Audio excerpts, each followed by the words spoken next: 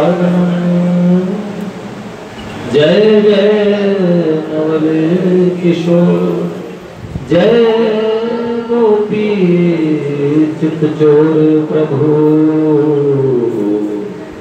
जय श्री माखन चोर।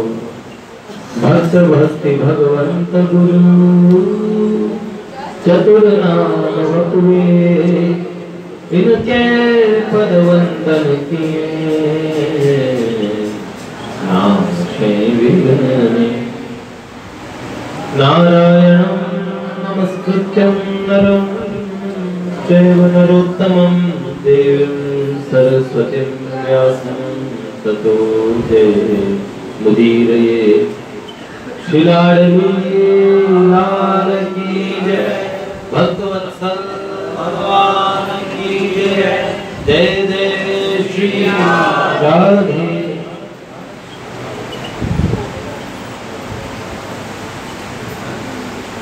बहुत विशिष्ट उपस्थिति है। अंगद जी बड़ी सुंदर, मैंने कोई एक लाइन सुनी, अवसर आयो थारे हाथा में, जा रहे हो बाता में, तू भजले श्री गोपाल रे मन भावना। अवसर आयो थारे हाथा में, जा रहे हो बाता में, तू भजले श्री गोपाल रे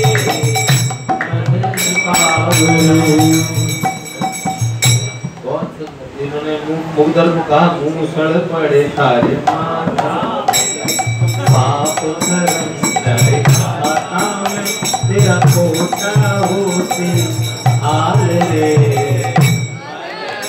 और भैया आए, भैया कहाँ चले भैया?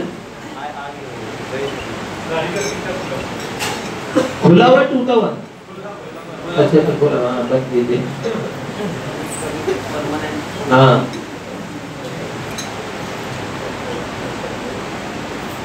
बहुत सुंदर बात।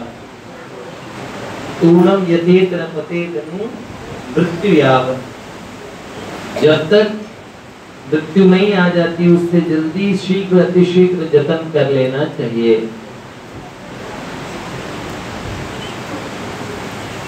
आप लोग जतन के रास्ते पे ही हैं सारे जने ऑलरेडी भगवान के। ये मैंने पीलाभीत में देखा हुआ है, मेरे मैं ढूंढ रहा हूँ।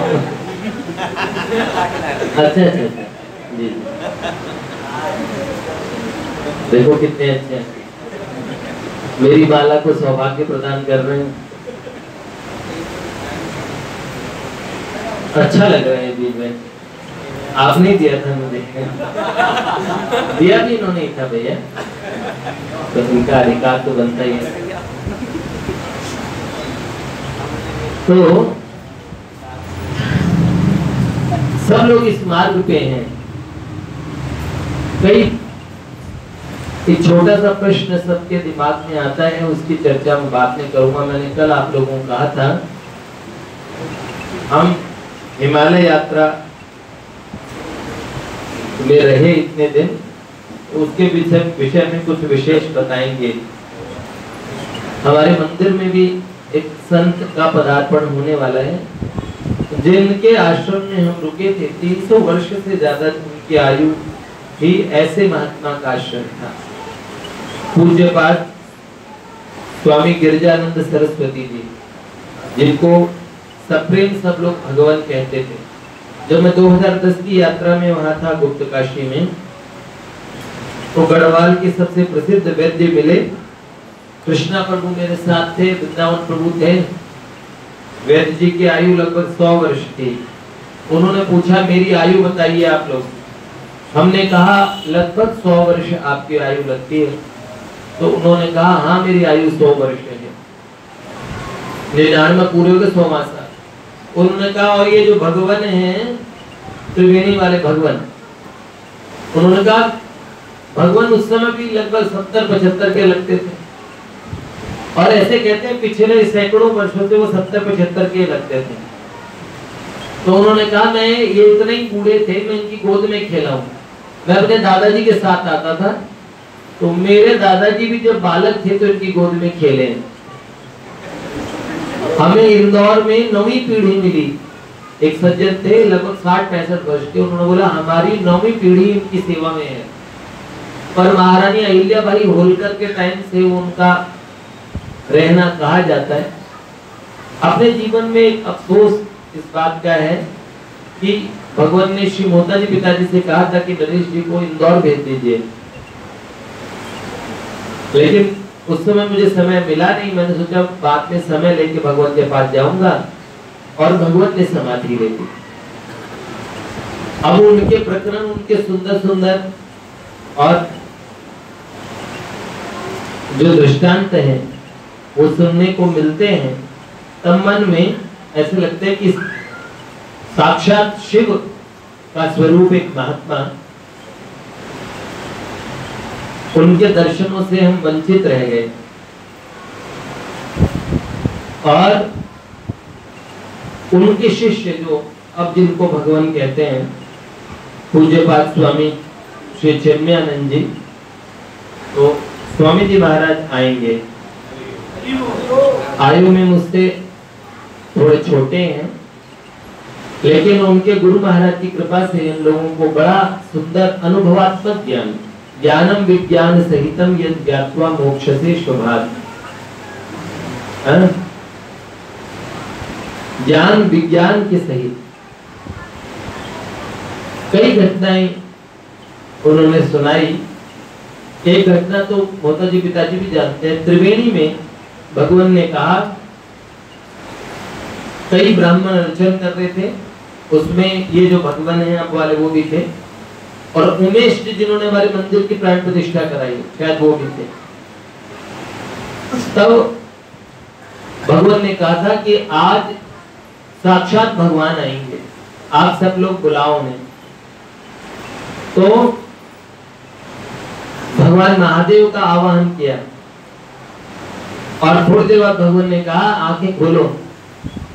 तो सामने से नंदी, जैसे वैसा का वैसे जो गले में घंटा बंधा हुआ है, उसे नंदी पे बैठ के भगवान महादेव आ रहे हैं, और सामने माँ गिरिजा, माँ भगवती। भगवान ने कहा ये कुछ क्षण का दर्शन है। बिल्कुल पास भगवान आ गए, उनका दर्शन किया, भगवान अंतर्ध्यान हो गए। इतने लोगों के बीच में भगवान का दर्शन कराया। अपने स्वामी जी महाराज कह रहे थे कि एक बार हमने भगवान से कहा कि भगवान के मंदिरों में जाते हैं, प्रत्यक्ष दर्शन ठाकुर जी के हो तो आनंद आए, हम तो भगवान के शिव विग्रह के दर्शन करते हैं। तो भगवान ने कहा शिव विग्रह के दर्शन, हाँ दर्शन तो भगवान के ही होते हैं, लेकिन उन्होंने कहा नहीं हमें तो भगवान के प्रत्यक्ष दर्शन चाहिए। तो उन्होंने कहा ओके, भगवान रुद्रनाथ चले जाओ, 5 केदार है। हम केदार की यात्रा में गए थे, अभी गुप्त काशी में रहे, तब भगवान के कई अनुभव जानने को मिले। तो उन्होंने कहा रुद्रनाथ हम गए, ऐसी दुर्गम पहाड़ों से चढ़ते हुए, और जब भगवान के मंदिर जा रहे थे तो बोला, उन्होंने कहा अचानक हम एक बार सटका गए। सामने से एक अघोरी 8 फीट लंबा, नॉर्मल हाइट 6 फीट होती है आदमी की, 6.5 फीट होती है, 8 फीट का सामने से आ रहा था। उसके हाथ में दराती होती है, बड़ी सी दराती थी। उन्होंने कहा उनको एक बार देख के हम सिहर गए। तब भी हमने उनसे पूछा और भगवान के दर्शन खुले हैं क्या? तो उन्होंने बोला हाँ खुले हैं। ऐसे कह के निकल गए और बोला हमने भगवान के दर्शन किए। दर्शन करने के बाद में हम सोचते रहे कि अब भगवान ने दर्शन तो दिए ही नहीं। हम वापस गए, जब बैठे थे तो भगवान को प्रणाम किया। भगवान ने कहा दर्शन कराए? तो उन्होंने कहा हाँ भगवान के श्री विग्रह के दर्शन कराए, पर आपने तो कहा था भगवान के प्रत्यक्ष दर्शन होंगे। तो उन्होंने बोला मार्ग में एक भयानक भीमकाय अघोरी तुम्हें दिखा? तो बोले जी भगवान, हाथ में दराती लिए अघोरी था। तो उन्होंने कहा अरे वो कोई और नहीं थे, साक्षात भगवान शिव थे। भगवान महादेव थे। हम जिस दिन गुप्त काशी पहुंचे तो पहाड़ पे से वहां बर्फीले चौखंबा हिल्स जिन्हें बोलते हैं, सबसे ऊंची हिमालय की पर्वत श्रृंखलाएं बर्फीली, वहां से दिखती है। जैसे बादल हटते हैं, मैं हरदास जी सुबह सुबह की फोटो ले लो, बहुत सुंदर और इतना नयनाभिराम दृश्य दिखता है वहां से। मैंने हरिदास जी को बताया, दूर वो घाटी है, उस घाटी में हम रहे थे आज से 8-9 वर्ष पहले, जहाँ भगवान का आश्रम हुआ करता था। उसे गंगा जी ले गए। गंगा जी ने कहा जिस साल भगवान माँ दुर्गा ने प्रकट होकर वो स्थान दिया, एक तरफ काली गंगा और एक तरफ मधु गंगा और नीचे सरस्वती नदी, तीनों गंगाओं का मिलन, उसे त्रिवेणी कहते हैं। पतित पावन जी भी गए इस बार, लेकिन तब तक अपनी बार सब नष्ट हो चुका था। केदारनाथ के जलजले में हम तो केदारनाथ गए, वो भी हमारे लिए बड़ा अद्भुत था। सब कुछ नष्ट भ्रष्ट हो गया, मतलब अब केदार भी नया है, लेकिन केदारनाथ का दर्शन हमें लगा इस बार हम प्राणों पे खेल के गए। बारिश में पहाड़ टूटे हुए थे और बहुत सारी चीजें, लेकिन मैंने कहा जो दर्शन हमें मिला, मंदिर में हम ही थे और हमने भीगते हुए गए, इतने झरनों में गए, इतने झरनों में, रोड पे झरने, कई झरनों के अंदर छाते के नीचे मैं मुझे तो पालकी में ले जाना पड़ा, और वो इतना देर मुझे लगा छाता टूट ना जाए, और रोड पे झरने थे। एक कई पालकी वाले से मैंने कहा पैदल चल रहा हूँ, लेकिन जैसे झरने आते मैंने कहा भैया मुझे चढ़ा लो, मैं तो बह जाऊंगा इस पानी के साथ में। तो बड़ा, मैंने कहा ऐसा सुंदर दृश्य देखने के लिए प्राण को हथेली पे रखना ही पड़ता है। अलौकिक एक दूसरी दुनिया है वहां पे, या तो इतने ऊंचे पे गाय चढ़ी हुई है, मैंने कहा गौ माता के चढ़े, हमसे तो धन्य गौ माता है, कह रहे पहाड़ पे चढ़ने के लिए चढ़ जाती है। मैंने कहा तभी तो बाबा केदार की वो लीला जो हुई, भगवान महिष के रूप में दिखे, दीप ने और पीठ का हिस्सा पकड़ लिया, भगवान की मालिश करते हैं उसमें, हमने भी खूब मालिश की, खूब अद्भुत अनुभव। और थोड़ी देर के लिए तो मैं आपको क्या बताऊं, हम ये लोग घोड़ों पे थे और मैं पालकी पे था, सामने से अचानक सारे बादलों का पर्दा हटा और सुमेरु पर्वत आंखों के सामने आ गया। जो शास्त्रों में सुमेरु पर्वत का वर्णन आता है, पूरा बर्फ का सुंदर एकदम ऐसे दूध से नहाया हुआ पहाड़, इतना ऊंचा सुमेरु होता है, और उस पे किरणें पड़ती है तो सोने जैसा रंग दिखता है, इसलिए उसका नाम सुमेरु है। शास्त्रों में जितनी कथा है, सुमेरु के शिखर पे ब्रह्मा जी ने सभा की, महाभारत में नर नारायण जी की जो और अवतार का प्रकरण है कि श्री कृष्ण अर्जुन आएंगे, तो सुमेरु पर्वत की कथा है। बहुत मतलब बाबा केदारनाथ के दर्शन, देखिए भगवान बद्रीनाथ के पास पहुंचना आसान है, ज्यादा ऊंचाई पे भगवान बद्रीनाथ है, पर बाबा केदार के पास में पहुंचना ऐसे लगता है, क्या कहते हैं, मुश्किल ही नहीं नामुमकिन है। मुमकिन किसके लिए? जिसके लिए बाबा बोल रहे। मैंने कहा ऐसे ही बरसात में कई कह रहे अभी घोड़े सहित कई लोग चले जाते हैं अंदर, बहती हुई मंदाकिनी के, और ये बात समझ जाती नो पेन नो गेन, और ये सब लोग इनकी सबकी ठटरी बन गई। बारिश में भीगते भीगते गए, रेनकोट के अंदर से बारिश घुस गई, अंदर इनको कुछ पहनना था, बदलने का मौका नहीं, हमारे सबके कपड़े गीले हो चुके थे बरसात में भीग भीग के, जिसमें सबने अपने बैग लिए थे। समझदारी ये कि खुद को तो ढक लिया, बैग नहीं ढके, अब वहां पे सब अपने कपड़े फैला फैला के हैं। तो केदारनाथ में मुझे इतनी ठंड लगी, मैंने कहा हे भगवान, बूढ़ों के प्राण सर्दी में ही चले जाते हैं। और मैंने कहा आप मुझे केदार में ही बुला लोगे तो कोई डर तो नहीं है, आप बाबा के शिव के धाम में जाएंगे। लेकिन पूरी रात मुझे थोड़ा सा लगा ऑक्सीजन की कमी और इसका, लेकिन जो आनंद था ना वो अभूतपूर्व था। पिछली बार आपदा आने से पहले 1 वर्ष पहले गए हम लोग केदार में, वो सारा नारदे निकुंज गया, लेकिन मैंने कहा हे भगवान, ये नारदी निकुंज के साथ आने लायक ट्रिप तो नहीं है यहाँ का, क्योंकि एक बार मैं खो गया, मुझे कोई नंबर ही नहीं मिलाना है, और मेरे को एक फोन दे दिया था बलराम जी ने अपना, मेरे को किसी का नंबर याद नहीं, अब दुनिया, और वो नंबर भी, वो फोन भी नहीं चलाना आता। अब मैंने कहा वो लोग करेंगे तब ना, अब बच्चे लोग कहाँ खो गए, वो तो घोड़े पे, अगर वो पीछे छूट गए तो मैं बार बार कई वहम आते हैं, इतने झरने आए, इतना सकड़ा रास्ता आया, ऐसे रास्ते आ रहे थे कि घोड़ा कब गिरा, अब गिरा तब गिरा, ऐसा डर लगे। मैंने कहा हे भगवान सब कुछ ठीक ठाक हो, इतनी बरसात हो रही है, तो मन के अंदर में बड़ी चिंता हुई। फिर नंबर याद आया मेरे को, अकेला पूरी दुनिया में एक नंबर याद है, क्या 9999801087, कृष्णा प्रभु का नंबर। ये नंबर पता नहीं मुझे बरसों से याद है, इनको फोन मिलाए, इन्होंने उठा लिया, किशोरी तेरे चरणन, पता नहीं क्या, किशोरी मेरी करुणा की भंडार। ये सुना, मन में बड़ी शांति मिली, इन्होंने फोन उठाया। मैंने कहा बच्चे खो गए, मैं केदारनाथ में खो गया, और अब मुझे पता नहीं है कहाँ जाना है, कैसे जाना है। बलराम कोई मिल नहीं रहे, 1 घंटे से ऊपर हो गए, घोड़े वाले तो ज्यादा आगे होने चाहिए थे, वो तो इतने पीछे छूट गए। इन्होंने कहा कोई बात नहीं, मैंने कहा आप नंबर मिलाओ, उन लोगों से पूछो, मुझे यहाँ से कोई नंबर मिलाना नहीं आता और नंबर पता भी नहीं है कुछ।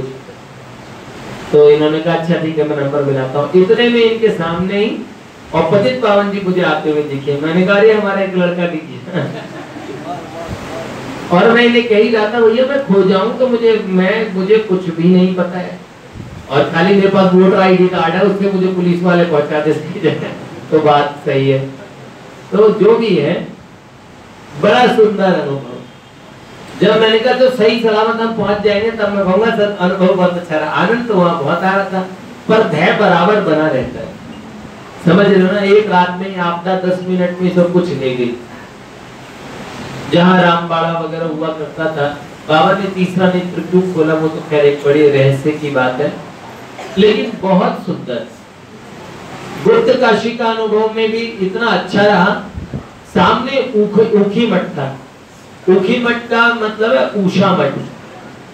उषा मठ कौन? बाणासुर की कथा हमने आपको सुनाई थी ना, भगवान कृष्ण के पौत्र अनिरुद्ध जी, उनका अपहरण करके ले गई थी बाणासुर की बेटी। कौन ले गए थे? चित्रलेखा के माध्यम से।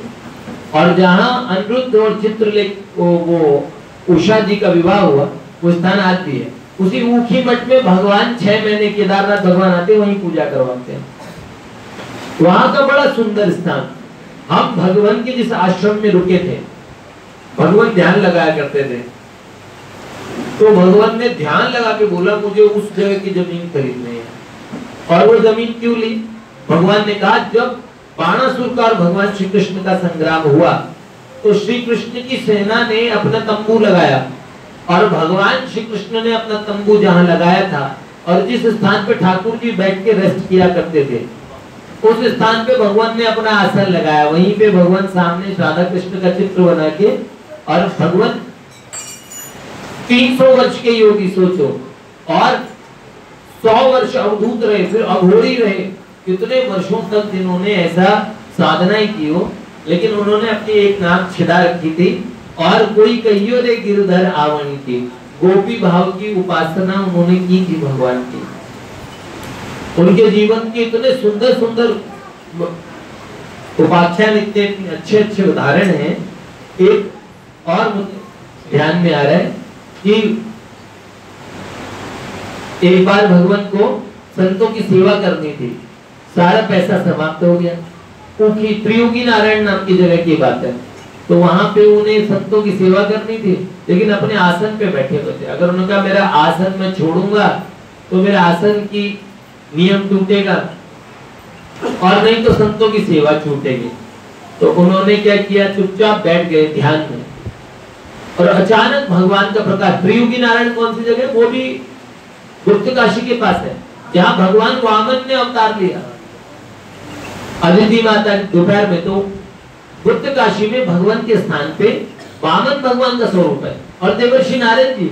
मैंने कहा नारद जी का इतना सुंदर विग्रह, अपने जो अपने पूज्य गुरुदेव का स्वरूप है, उससे भी इतना ऊंचा स्वरूप है, इतना सुंदर, इतना प्यारा। मैंने कहा यहाँ पे ये भगवान वामन देव कैसे? तो उनका त्रियुगी नारायण में भगवान सेवा करते थे संतों की। और जब पैसा समाप्त हो गया तो उनके मन में ऐसा आया, अचानक ध्यान लगा के बैठ गए, एक दिव्य प्रकाश पुंज आया। उस प्रकाश पुंज ने संस्कृत में भगवान से बात की और कहा कि चिंता नहीं करो, मेरे राजकोष में किसी चीज की कमी नहीं है। और संस्कृत में कहा भगवान से, मैं वो भूल गया हूं क्या शब्द थे उनके। और जैसे ही कहा और कहा अपना आसन देखो, उस आसन को देखा, उसमें 100 के नोटों की गड्डियां थी। उसके बाद जीवन भर भगवान के पास एकदम नई नई गड्डियां निकलती थी। हम आश्रम में गए, हमें छोटे भगवान ने 1000 रुपए, और हम तीनों को, दामणी पिताजी को 1100, मुझे 1100, विदुर प्रभु थे, तो वो सबको करारे नोट निकाल के देते थे। कोई भी लोग आए प्रसाद में, पहले ऐसे संत थे जो प्रसाद में नोट बांटा करते थे, इतने नोट बांटे, इतने नोट, और सब गरम नोट जैसे निकल के आ रहे हो। कैसे करते थे ये तो बैंक वाले जानते होते हैं। लेकिन क्या बात, ब्राह्मण छोटे बच्चे अब कभी कभार कहते सबको सोने की चेन काटेंगे, तो फिर वो सोने की चेन ही पहनाते थे। वहां जितने बालकों के कान में मुर्गियां पहनाई हुई है सोने की, भगवान नहीं पहनाई हुई है। उनको श्री विद्या भगवती सिद्ध थे, और जिनको एक स्वरूप का ज्ञान हुआ था ना रामकृष्ण देव की तरह, उन्होंने एक ही बात सीखी थी, माँ माँ कह के माँ को पुकारना। एक बार तो भगवान ने एक माता जी को देखा जिनका बेटा रो रहा था, और माँ उनकी और पतीले पे और दूध चढ़ा रखा था। तो माँ दूध के पास बच्चा पालने में रोए जा रहा, लेकिन अब की बार बच्चा ऐसे रोया, वो ऐसे रोना था कि उसकी माँ सब दूध बनता छोड़ के भाग के और पहले बच्चे को उठा के छाती से लगा लिया। तो भगवान ने उसी दिन से निर्णय ले लिया कि कोई ऐसा रोना होता है जिसे भगवान समझ जाते हो। और उन्होंने क्या किया, एक जगह एक स्थान पे जाके माँ माँ कह के बुलाने लगे, और 27 दिन बाद में भगवती पधारी। उनके मुंह से एक ऐसी पुकार निकली जैसे उन्हें पता ना कि माँ माँ मैं शब्दों से बोलूंगा तो कुछ ऐसा भी निकलेगा जो हृदय से हो। हम कहते हैं ना, तुलसीदास जी महाराज कहते हैं, राम नाम रटते रहो जब लग घट में प्राण, कब तो दीन दयाल के भरत पड़ेगी। कभी तो भगवान के कान में भनक पड़ेगी। भैया बहुत सुंदर, और बहुत 27 दिन बाद में भगवती का आना हुआ उनके पास में। जब उनके हृदय से ऐसी पुकार निकली, अगर वो पुकार हमारी आज निकल जाए तो भगवान आज ही हाजिर हैं। बहुत सारी चीजें, अभी देखो एक प्रश्न यहाँ पे सभी साधकों का, उसका उत्तर देने के मेरा विचार था, लेकिन कल बताएंगे। अभी एक भयानक समस्या से, और हम सभी एक ऐसी समस्या जिसका समाधान हम सभी ढूंढ रहे हैं। वो क्या, हमारे एक भक्त हैं पुरुषोत्तम प्रभु, और बहुत बीमार हैं, आईसीयू में हैं, और सब भगवान से प्रार्थना कर रहे हैं। तो कई भक्तों का पूछना था कि ऐसी प्रार्थना किसी की भी नहीं है क्या, कोई एक की भी हो जिससे वो स्वस्थ होके आ जाए। आपको एक बात कहेंगे, याद रखिएगा प्रार्थना ऐसी ही करनी चाहिए क्योंकि उस बच्चे को आवश्यकता है हमारी प्रार्थनाओं की। लेकिन जीवन में बहुत सारी प्रार्थनाएं आप करेंगे और प्रार्थनाओं के अनुरूप होता है। अगर प्रार्थना करने का और आपको सही विधा आपको पता है, कोई विद्या नहीं होती, यहाँ से निकलती है, उसमें कोई बनावट नहीं होती। जब तक यहाँ से न निकले तब तक शब्दों से करते रहे। प्रार्थना का एक नियम भी एक बहुत बड़ी चीज होती है। लेकिन आपको एक बात कहें, ऐसी बहुत सारी प्रार्थना जो शाब्दिक होगी वो भगवान की तरफ से टाल दी जाएगी, या भगवान ने अपने मंगल में विधान में कुछ और सोच रखा है। पूज्य बाबा की सत्संग सुधा नाम की पुस्तक पढ़ लेना, उसमें सारा उत्तर है। दो काम होंगे, या तो उस बात का समाधान भगवान वैसा का वैसा कर देंगे, या फिर वो आपके अंतःकरण में आपको समझा देंगे कि ये चीज ऐसी है। हम भगवान से कार मांगते हैं, या तो कार की चाहत ही समाप्त हो जाएगी, या आपको कार मिल ही जाएगी। दो काम होने, तीसरा कुछ नहीं होगा। सच्ची बात बताएं, भगवान की प्रार्थनाएं कभी निष्फल नहीं जाती, प्रार्थना जरूर करनी चाहिए और किसी के लिए प्रार्थना करने का। लेकिन एक आपको बात बताएं, जीवन में ये अवसर बार बार आने हैं। जिनकी भक्ति का मापदंड ये हो जाए, वापस का ऐसे केसेस देख के समझ लेना चाहिए, न जवान न कोई बूढ़ा। वो बच्चा 2 महीने तक स्वस्थ था, राघव प्रजापति स्वस्थ था, एक एक्सीडेंट से चला गया। ऐसे किसी का ठिकाना नहीं है। अपने जीवन को साध लेना साधक की चीज होती है भैया। उधर की आज इन्होंने कहानी बताई थी, वो राजा को खदेड़ के बाहर कर देते थे, 5 साल का राजा बनाते थे, फिर जंगल में भेज देते थे। तो उसने 5 साल में अपना जंगल के अंदर में ऐसा राज बना लिया, महल वहल सब बना लिए। हर राजा तो रोते हुए जाता था और वो एकदम प्रसन्न होकर जाता था। जिसने उधर का कोई बंदोबस्त नहीं किया तो रोते रोते जाना पड़ेगा, है? ये बात याद रखनी चाहिए सबको। क्यों?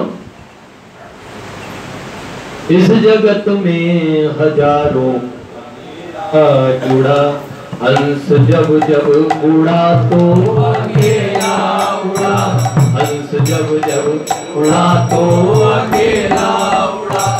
न राजा रहा न रानी रही, न सुनने को बाकी कहानी रही। न यौवन रहा न जवानी रही, यहाँ की हर चीज आनी और जानी रही, यहाँ की हर चीज आनी और जानी रही।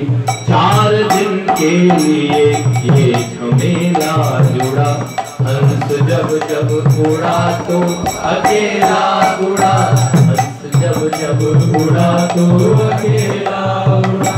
ठाट सारे के सारे खड़े रह गए, ठाट सारे के सारे खड़े रह गए।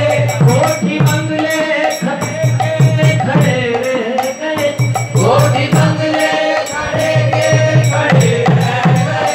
माल मत्ता यहीं पे धरी रह गई, माल मत्ता यहीं पे धरी रह गई। बैंक बैलेंस यूं ही पड़ी रह गई। बैंक बैलेंस की बात नहीं कि बैंकर आए तो इसलिए बता रहा हूँ, इसमें सोने चांदी यहीं की पड़ी रहेगी। तो बनाने वाले कैसे बताया, मैंने बैंक बैलेंस बताया क्योंकि आजकल सोना चांदी में कौन रखता है। बैंक बैलेंस यूं ही पड़ी रह गई, बैंक बैलेंस यूं ही पड़ी रह गई। अंत में न किसी को अकेला जुड़ा, हंस जब जब उड़ा तो अकेला उड़ा, हंस जब जब उड़ा तो अकेला उड़ा। तेरी सुंदर सी पत्नी यही रह, तेरी सुंदर सी पत्नी यही रह गई।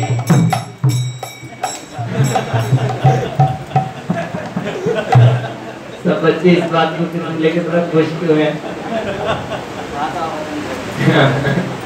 एक बार एक पत्नी ने पति देव से पूछा था, क्या पूछा था कि जो पुरुष होते हैं उन्हें वहां जाके अप्सरा मिलती है, तो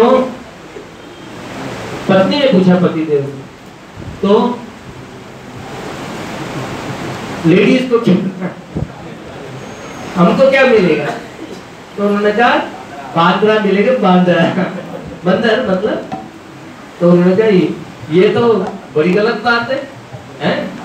तुम्हें तो यहाँ भी अप्सरा और वहां भी अप्सरा, और हमें यहाँ भी बंदर और वहां भी बंदर। बात जो भी है, एक पति ने तो ये कह दिया था कि ऊपर वाला दुखियों की सुनता है, दीन की सुनता है, और पुरुष जितने भी है सारे दुखी हैं। अरे राम राम। तो कह रहे तेरी सुंदर सी पत्नी यही रह गई, बेटे बेटी की ममता धरी रह गई, बेटा के दिल में खड़ी रह गई। उसमें आगे की लाइन तो कुछ और थी, पर आगे आप समझ लो। तेरी न्यू ब्रांड मोटर खड़ी रह गई, क्यों? नई गाड़ी लेके आ तो रहती कोई एक चीज आती है, ओह पता ही न चला तू अब चल पड़ा, हंस जब जब उड़ा तू अकेला उड़ा, हंस जब जब उड़ा तू अकेला। या किसी के साथ कोई चीज नहीं जाएगी, उसकी कमाई साथ जाएगी। कमाई चाहे जवानी में कर लो चाहे बुढ़ापे में कर लो, लेकिन कोई गारंटी नहीं है बुढ़ापा आएगा। ऐसे समय को सबको ध्यान रखना चाहिए। और सच बताऊं आपको, चिंता इस बात की करनी चाहिए, किसको खतरा है ये बात नहीं देखो, हम सबको खतरा है। और चिंता करने लायक एक बात है, बताएं आपको, चले जात मना दिन छिनई छिना, रघुवीर बिना सब व्यर्थ गवावे, तनी सोच हिये बिनु राम सिए, बितये कितने तो है लाज न आए। भगवान मिले नहीं और जीवन बहुत सारा ऐसे ही बीत गया। तो अब अच्छी बात है, भगवान से प्रार्थना करो हमें सद्बुद्धि दे, ऐसा मौका निकालें जीवन में, क्योंकि याद रखना ये कोई एक्सक्यूज नहीं है।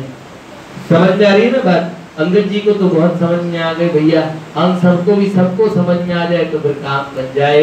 जय जय श्री